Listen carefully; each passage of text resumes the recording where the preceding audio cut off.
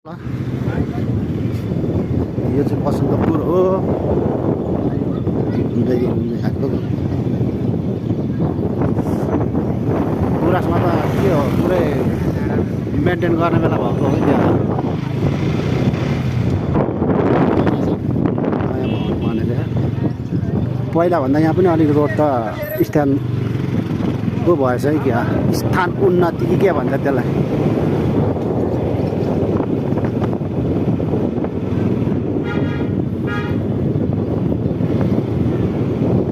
बसन्तपुर बजार, दार्जिलिङ होटल। यहाँको दार्जिलिङ होटलवाला कहाँ गएछ?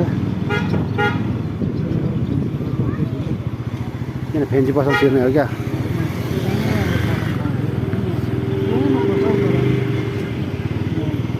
छिर्ने नछिर्ने बाँचौँ।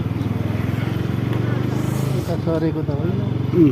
बिल मेटे होमस्टे अरे, होमस्टे पनि छ यता।